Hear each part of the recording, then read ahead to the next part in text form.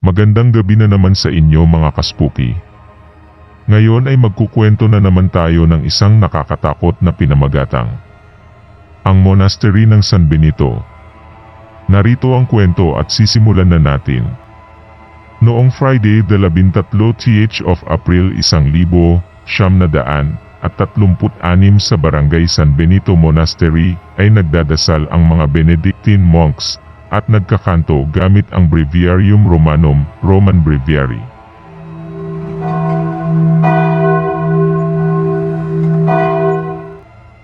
Isang aklat ng awiting pandasal na naglalaman ng mga sinaunang himno ng mga Kristiyano na hango pa ang iba nito sa Jewish hymnology. Ang Gregorian at Ambrosian chant. Mga 3 oras 30 minuto na yon ng madaling araw. Madidinig mo ang chanting na umaalingaw-ngaw sa buong monasteryo na para bagang umaawit ang koro ng mga anghel sa kalangitan dahil sa solemneng melodiyang dulot nito.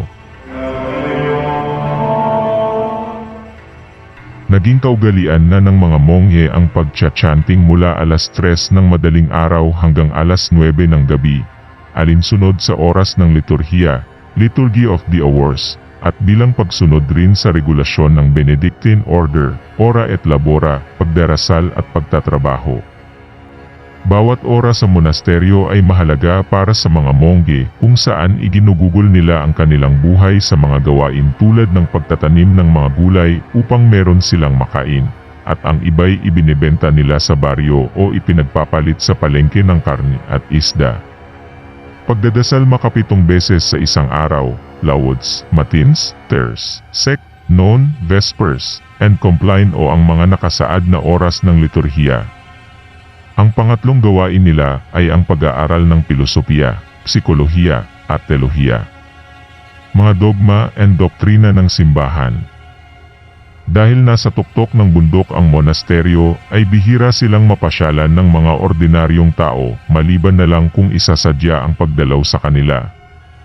May kalumaan na din ang monasteryo ng San Benito sa bayan ng Calatrava, mga mahigit 2 siglo na ang tanda nito. Itinayo kasi ito ng Benedictine Order noong May 15, 1689 ng mga misyonaryong Kastila na pinangunahan ni Padre Constancio Peláez del Plaridel, ang pinakaunang kura ng San Benito. Kakaunti pa lang kasi ang mga tao sa San Benito noong panahong iyon bago ito naging tuluyang barangay. Naging kaugalian na dati ng mga katutubong Negrito ang pagsamba sa mga anito, Diyos-Diyosan bago pa man ang Kristyanismo nakarating sa kanila. Naging kultura at paniniwala ang tungkol sa mga pamahiin, engkanto, mga lamang lupa, mambabarang, mangkukulam, at babaylan o albularyo. Dahil sa paglaganap ng Kristyanismo ay humina ang mga paniniwalang ito, ngunit may natira pa ring kakaunti lalo na sa mga kanayunan at sityo. Sa puno ng Balete mga 500 metro ang layo mula sa monasteryo ay may 2 tao na nag-aalay ng manok sa demonyo bilang kapalit sa mga kahilingan nila.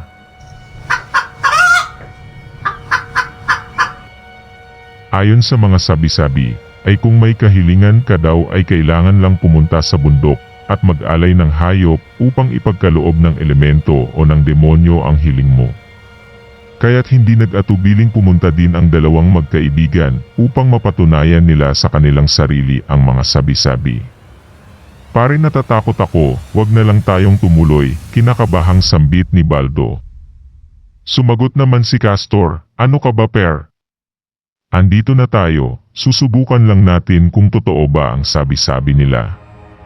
Kinilabutan Baldo sa paligid. Napakalamig kasi dahil medyo umaambon. Walang ibang maririnig sa paligid kundi mga tinig ng cricket at kwago.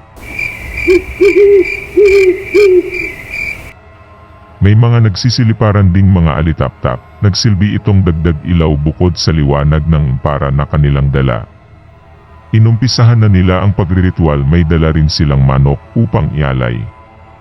O Apopis, aming Diyos, ibigay nyo sa amin ang aming kahilingan, Tanggapin niyo po ang aming alay, naway sapat na ito upang ipagkaloob niyo ang aming hiling. Pawikang orasyon ni Castor sabay pugot sa ulo ng manok. Pumapatak ito sa lupa at sinisipsip naman ng lupa ang bawat patak ng dugo mula sa manok. Mga 10 metro ang layo mula sa puno ng balete ay makikita ang napakalalim na beto. Wala pang nangahas na sukatin ang lalim nito, wala ring naglakas loob na ito'y babain upang malaman kung ano ang nasa kailaliman. Habang patuloy sa pagriritual ang dalawa, ay may mga tinig na narinig si Baldo mula sa kailaliman ng beto. Mga mahihinang sigaw na animoy mga kaluluwa na ayaw matahimik.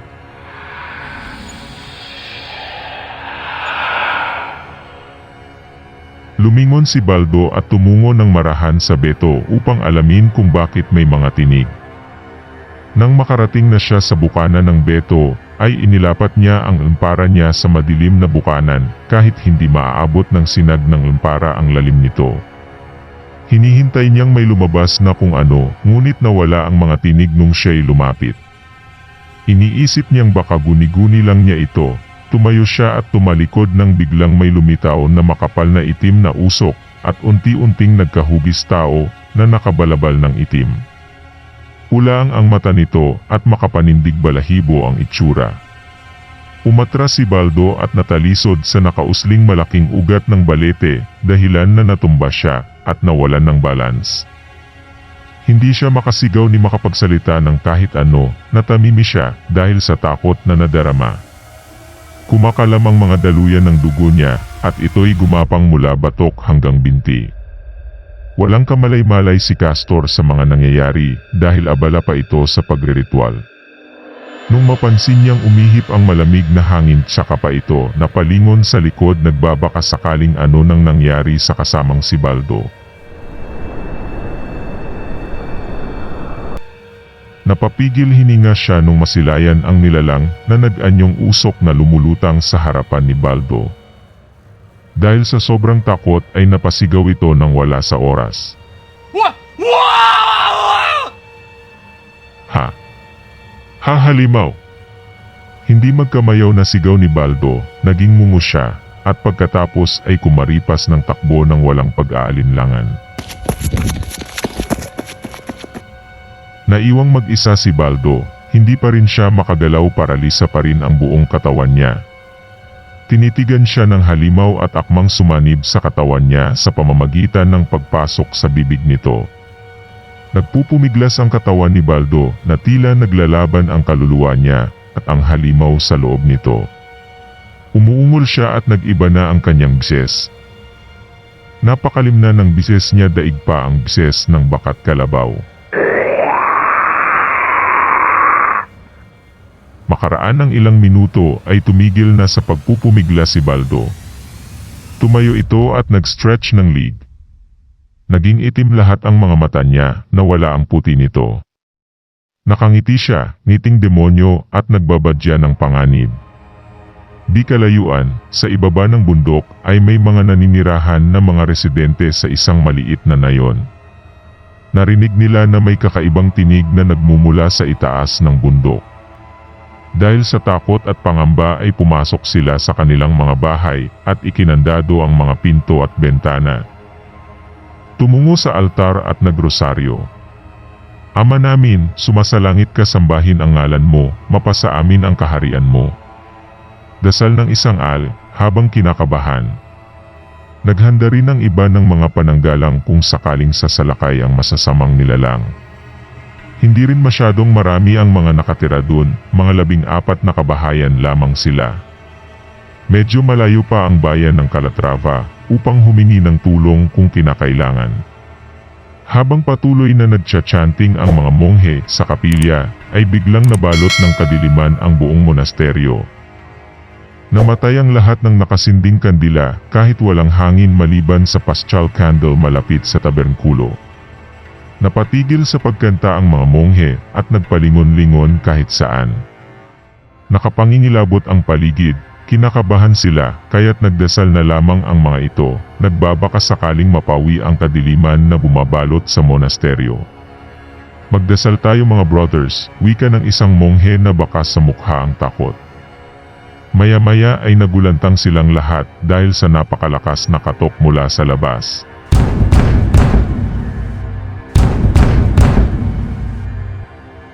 Isang hindi pangkaraniwang katok, maiisip mo na hindi tao ang kumakatok kundi isang malaking hayop o nilalang. Naglakas loob ang isa sa kanila na lapitan ang pintuan ng kapilya. Dahan-dahan siya sa paglapit, bawat yapak niya ay bilang, nangangatog din ang mga tuhod niya.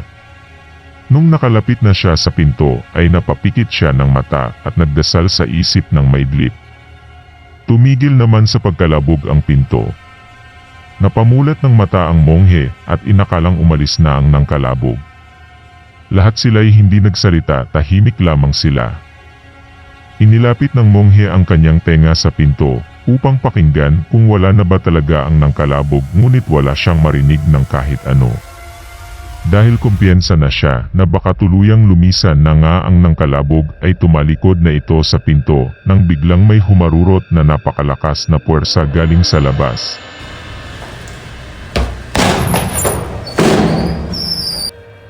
Nawasak ang bisagra ng pintuan at tumilapon sa kinaroroonan ng monghe habang siya'y naglalakad pabalik sa mga kasamahan niya. Dahil nakatalikod ito ay hindi niya nakita ang paparating na pinto kaya't hindi siya nakailag. Natamaan siya ng pintuan at nadaganan ito sa likod at napahandusay sa sahig. Tumambad sa paningin ng lahat ang isang tao na walang damit pan itaas. Nanlaki ang mga mata nila sa takot at pagkabalisa. Pumasok ang lalaki na si Baldo sa kapilya at papalapit na sa mga monghe. Hindi sila magkandamayaw kung ano ang gagawin dahil sa nerbiyos. Sinalubong ng superior si Baldo at dinasalan ng orasyong pangsimbahan ni San Antonio ng Desierto bilang panlaban. Ex crucem domain. Fugit partes adversae. Visit Leo de Tribu Juda. Radix David Alleluia, pag-iinkantasyon ng Ephor Superior, ngunit hindi man lang tinablan ng panalangin si Baldo. Sa pangalan ng makapangyarihang Diyos na lumikha ng langit at lupa, inuutusan kitang lumayas sa lugar na ito, pasigaw ng Ephor Superior, ngunit hindi pa rin natinag si Baldo. Kinuha ng Ephor Superior ang suot niyang Benedictine cross at itinapat kay Baldo. Napasigaw naman si Baldo dahil tumalab ng konti ang orasyon sa kanya, sigaw ng isang demonyo at napahandusay sa sahig dahil nawalan ng malay ngunit ito'y pansamantala lamang. Natigilan silang lahat, napaisip na tapos na ang lahat, ngunit nung pagtalikod ng Ephor Superior ay bigla na lang tumayo si Baldo at nag-stretch ng lead. Napahinto ang Ephor Superior dahil nabatid niya ang aura ni Baldo. Lumingon siya kay Baldo, napanganga siya, at napa-sign of the cross. Hindi siya makapaniwala na nagising pa si Baldo. Akma niya sanang itatapat uli ang Benedictine cross kay Baldo, ngunit tumilapon ito sa gilid. Pinalutang siya ni Baldo at itinapon sa altar. Sinubukang lumaban ng iba pang mga monghe, ngunit wala silang kalaban-laban kay Baldo. Kumuha ng kandelabra ang isang monghe, at inihampas kay Baldo habang nakatalikod ito, ngunit walang nangyari, hindi tinablan si Baldo. Sinakal ni Baldo ang monghe at itinapon sa stained glass, nabasag ang stained glass.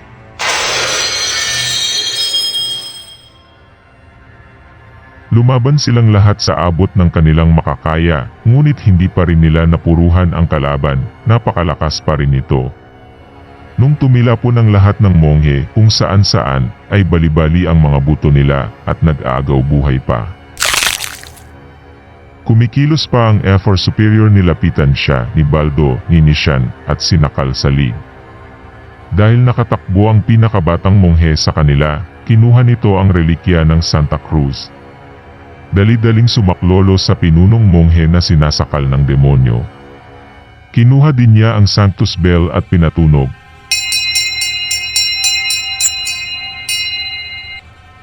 Dahil hindi nakatiis sa ingay ng Sanctus Bell ang demonyo, ay tinakpan niya ang kanyang tenga. Dahil pagkakataon na, lumapit si Brother Lorenzo sa demonyo, itinapat ang relikya ng Santa Cruz at nag-chanting. Adoro ti devote latens ditas, qui sub his figuris vir latitas, pagkakanto ni Brother Lorenzo. Dahil sa matinding kapangyarihang dala ng relikya ng Santa Cruz ay napalabas ang demonyo sa katawan ni Baldo. Retromissus T. Imando spiritus quiva ex secundi. Iti anuan regressor HIC sempiterno, pag-iinkantasyon ni Brother Lorenzo. Bumalik ka sa pinanggalingan mo. Maruming espiritu kung saan ka man nanggaling. At huwag ka nang babalik pa rito kailanman. Kita ang maitim na usok na hugis kamatayan ang lumabas sa katawan ni Baldo. Napahiyaw ito at hinigop ng puwersa pabalik sa kinaroroonan niya kung saan ito lumabas. Napabalik ni Brother Lorenzo sa Hades ang demonyo doon sa Beto. Naging payapa na ang lahat pagkatapos ng sagupan ng bawat panig. Bumalik na sa katauhan si Baldo, ngunit wala pa rin itong malaytao. Subalit dahil sa nangyari dulot ng malakas na puwersa ng demonyo, ay laking pinsala ang bumungad sa buong kapilya.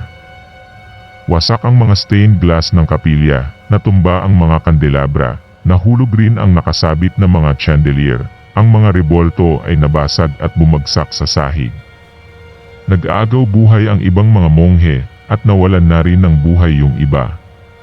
Masaya as Brother Lorenzo, dahil napabalik na niya ang demonyo sa kanyang pinanggalingan, dahil umano sa tulong ng banal na relikya ng Santa Cruz. Nilapitan niya ang nag-aagaw buhay na si FR Superior. Brother Lorenzo, pag-ingatan mo ang banal na relikya. Itago mo ito dahil baka muling magbabalik ang kasamaan, ito lamang ang ating natatanging panlaban sa kanila, ani ng pinunong monghe habang nag-aagaw buhay ito. Huwag po kayong mag-alala, pag-iingatan ko po ito, saad ni Brother Lorenzo. Maya-maya ay nawalan na rin ng buhay ang FR Superior pagkatapos niyang sabihin ang huli niyang salita. Requiescat in pace. Padasal ni Brother Lorenzo, sabay pagkukrus kay FR Superior na nawalan na ng buhay. Napaluha si Brother Lorenzo sa pagkawala ng pinunong monghe. Naging malapit siya dito at parang isang ama na din ang turi niya sa kanya. Napalingon din siya sa iba pa niyang mga kasamahang mga monghe, nilapitan niya ang ibang naghihingalo. Brother Lorenzo, ikaw na lang ang bahala dito, alagaan mo yang relikya, sambit ng naghihingalong monghe. Huwag kayong mag-alala mga brothers ko, pag-iingatan ko ito. Ipagdadasal ko ang inyong mga kaluluwa, babawi rin sa atin ang Panginoon, saad ni Brother Lorenzo. Napapikit rin ng mata ang huling mongheng naghihingalo. Dinasalan din siya ni Brother Lorenzo ng requiem. Requiescat in pace brother, padasal niya. Lumipas ang mga taon, itinago ni Brother Lorenzo ang banal na relikya ng Santa Cruz sa isang maliit na kuweba kung saan siya nakatira. Dahil nilisan na niya ang monasteryo, nagpakalayo-layo, at naging isang ermitanyo. Naging gutay-gutay na ang kanyang kasuotan, humaba na rin ang kanyang buhok at balbas. Iginugol niya ang kanyang buhay sa pagdarasal, at pagtatanim ng gulay sa labas ng kuweba. May mga pagkakataon na siya'y sinusumpong ng sakit dulot ng napakalamig na panahon, lalo na kapag madaling araw at umulan. Minsan ay inaatake siya ng mga mababangis na hayop, agad naman niya itong itinataboy gamit ang kanyang tungkod na yari sa sanga ng puno.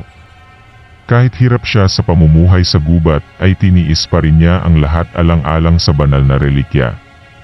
Pinoprotektahan niya ito ng higit pa sa kanyang buong buhay. Alam niya kasi na magbabalik ang kasamaan pagdating ng araw, kaya't inihanda na niya ang kanyang sarili sa mga nalalapit na mga laban na kanyang susuungin pagdating ng araw. Maraming salamat sa inyong pakikinig mga kaspoki.